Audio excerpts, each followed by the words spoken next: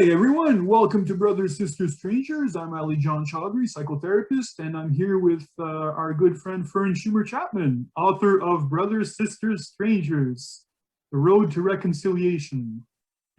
Thanks for being here, Fern. Thanks for having me. It's always great to be with you.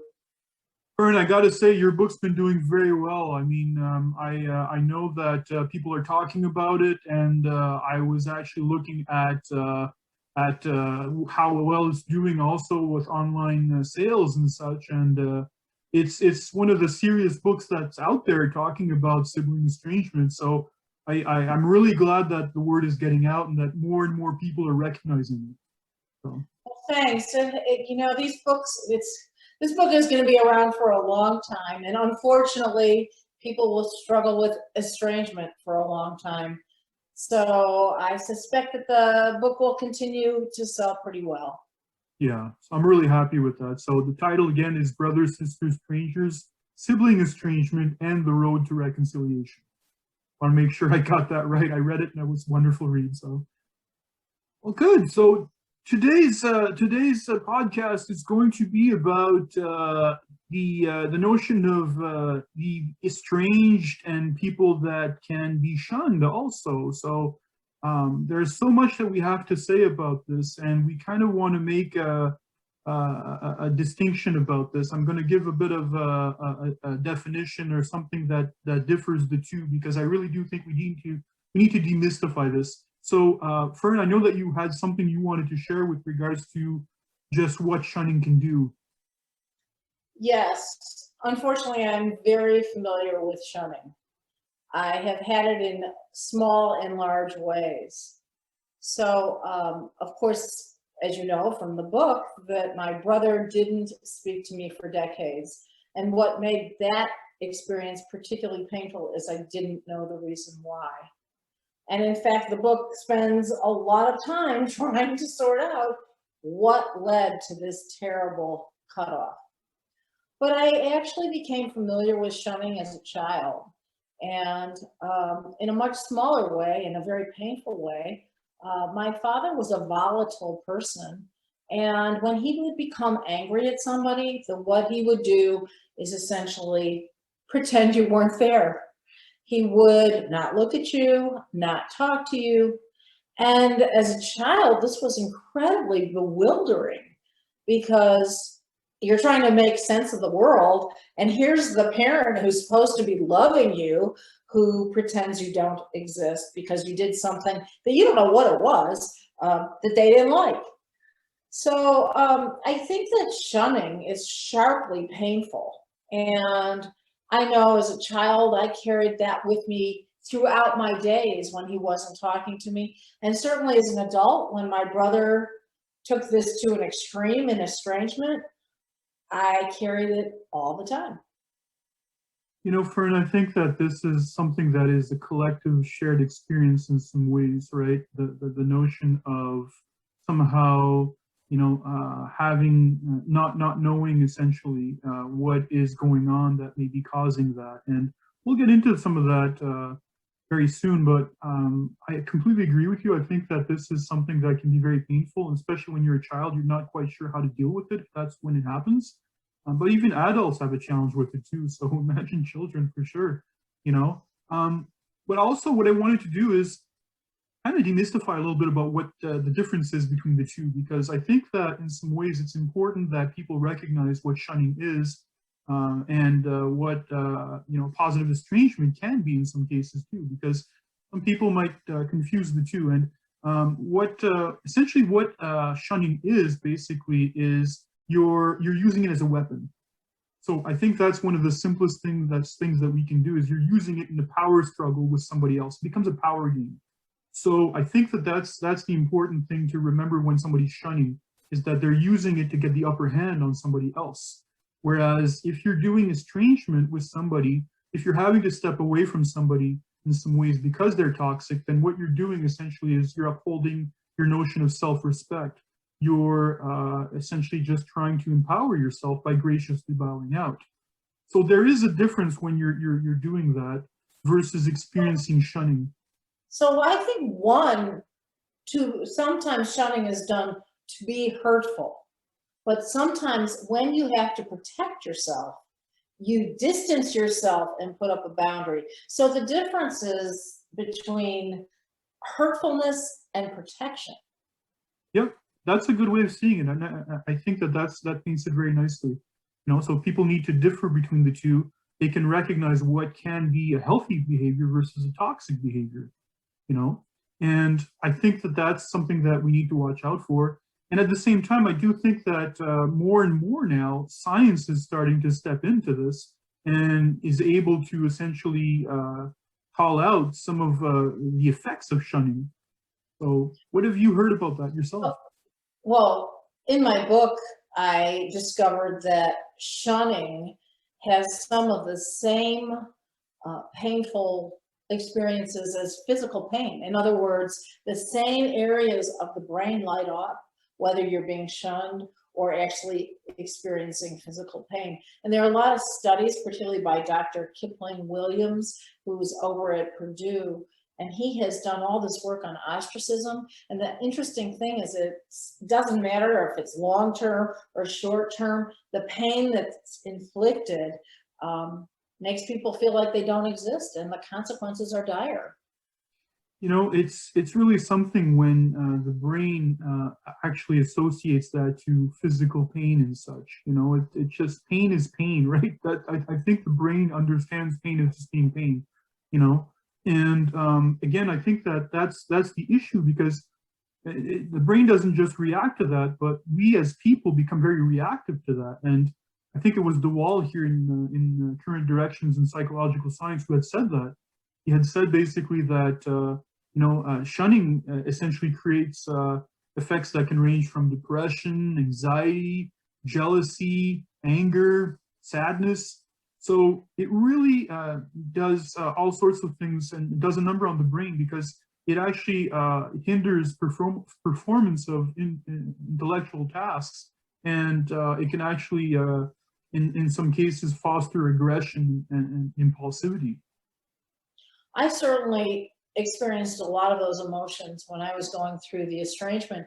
And in fact, I've spoken to you many times about this and how I always feel like if you can salvage some connection, then maybe you will be spared those deep reactions. And that's why I'm always advocating first for the possibility of a limited relationship or some sort of small reconciliation. Now, having said that, there are situations that are so toxic that you need to, at our beginning, protect yourself. And that is not shunning, that's boundary setting. And I agree with you. I think that it's very important to, again, distinguish that whenever you need to take a step back from somebody, then you have to do that for your own good.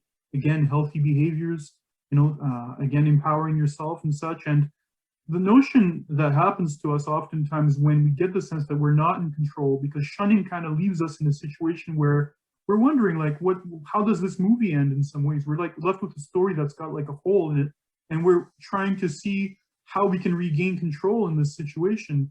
And that's the whole issue with that. I think that oftentimes people try to get the upper hand or try to lash out or in some ways inadvertently or with regards to becoming more aggressive. And the thing though is that they're sharply in reaction to what's going on in their lives because they're trying to regain control in some ways. And the irony in this is that the more you do that, well, the less you get socially accepted, because those are inadequate behaviors, of course, for social interactions. You know, I think one of the things that's so painful about all this is, yes, it plays out in the larger world, but it plays out in your relationship with yourself. So the way I see estrangement is it's not just between you and your sibling.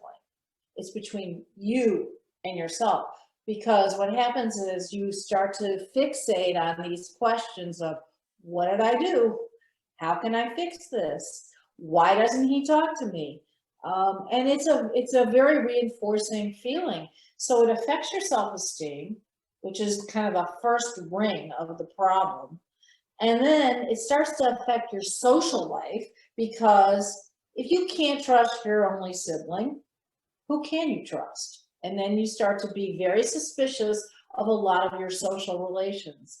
And then finally, it affects the entire family. And that's because, you know, the family is sometimes put in this position where they have to choose sides, or they don't want to get involved. And so then you lack that family support and that level of comfort of belonging. And so it becomes divisive there as well. So it's really kind of a multi-ringed problem. I agree with you. I think that that's some of the issue with regards to that. It's like throwing a rock in the lake, you know, and you just see the circles just go and go and go. You know, it's really something, and I agree. I think that it almost becomes self-fulfilling in itself and takes on a life of its own. If we're not careful, you know, and that's why it becomes so important to be able to work on this, you know. So I think that. Of course, you know, as you said earlier, I think that it's important to have somebody, one person, as you said, that is especially helpful in your environment, be it a family member, being it a friend, maybe in some ways, if you can't have family there. So long as you have one person that actually is there and present to be able to be the go-to person as to foster trust, what that does is that invariably reduces the stress factors and it actually gives you a feel-good feeling that can actually promote the good health. Yeah, so it would have been really helpful as a child, or even I did engage in therapy as an adult, but to find a therapist who could have guided me through this experience. So that makes me wonder, you probably have clients who come into your office and are struggling with being shunned, and they probably don't know how to handle it. So I would ask you, what do you tell these clients who are struggling on a daily, if not moment to moment basis, with these terrible feelings of being rejected? You know, one of the first things I would suggest here is to ask whether they're really identifying with the pain as opposed to the adaptation to the pain. Because I think that that's where one of the things that happens with people is they get stuck. They get stuck in these places where they let the pain define them. And it's like it becomes their best friend. And we need to be careful about that because if we get stuck in that pattern, then invariably this is where we can get closed off. And I mean, I'm no stranger myself to this. I mean, I used to go through the I should be doing this or I should be having this type of relationship with my sibling, you know, and eventually, you know, you start to kind of second guess yourself. And this is where the rumination can start and start really to kind of keep you stuck in place, you know. Some questions people can invariably have sometimes is to ask, well, what did I do? What's wrong with me that I can't have a normal relationship? And again, these are very judgmental questions. These are the inner critic that kind of starts to go through that cycle. So I would say in some ways to identify that inner critic, to be able to identify some of those thoughts and those beliefs that come up. That's part of the work. And the goal, of course, with this is that you're invariably able to recognize that you wear many different identities. You have many different hats that you wear. So you'll notice that the people that ruminate tend to stay stuck in one particular area, which is the pain. So we need to broaden that view. We need to explore, okay, well, what are your identities? What are the different roles you play in life? And seeing how you can feed that. So once you're able to identify, oh, okay, well, I'm a hobby enthusiast, you know, I like music, etc. I'm a musician, for example, or, you know, I'm a trainer, or, you know, I'm an empath, a worker, whatever role you want to have in life, you know, that you have, that you're juggling, you know, you're many things all at once. So recognize that you can feed these other areas. And it's a good thing to do to feed these areas, maybe 1-2% in terms of an action step. Very, very important to be able to do that, because once you're feeding these other areas, you're getting unstuck. You're moving towards those other areas. So this is very, very important that we can do that. So that would be, yeah. I have kind of an interesting contribution here as a writer. So I've written lots of things and I've had a lot of rejections. And I've read a lot about how do you handle rejection. And one of the things that I've learned throughout my writing career is you never give one person the power to determine your professional life. And I think what you're saying is you don't give that sibling who's shunning you the power to destroy you. Exactly. That's right. You're not putting all your eggs in one basket, basically. That's what you're doing. You're stepping back, you're giving yourself perspective, you're choosing what you want for yourself. So again, I think that that's really important to remember. Where do you get stuck in some ways with regards to that? Now, if you've identified some of these areas where you can feed potentially in these different roles you have, you can use that in those areas where you get stuck. So I think that that's particularly important. And I think this is a good ending point for our session today, because I think we're already almost out of time, you know. But I do think that this is the important takeaway, is the notion that filling that at-risk time with healthy behaviors that foster these other identities that you have, that is what is going to help you to broaden your view and adapt to the pain, as opposed to get stuck and stay stuck in pain. Also, I think you have to be really careful about the power you're giving to somebody who you may not like very much, or who you may not respect very much. So you're personalizing something from somebody who you don't have really high regard for. Yeah, exactly. And the whole personalization is very, very important. We all do that. If we're not careful, we can get stuck and turn it around us and start to pluck our feathers, as we were saying before the video, the risk in doing that. And this is about empowering ourselves. This is about taking back our power, about recognizing it's not about us, as you say. So. And if I would have let one of those editors' rejections determine my professional life, I never would have written that book. So you didn't listen to those critics. I love that. That's great to talk to you, Ollie John. Wonderful for you to be here, Fern. It's wonderful for us to do this again, and we'll talk again very soon. Thank you so much for doing this. Thank you. All right, you take care. Bye. Thanks. Bye-bye.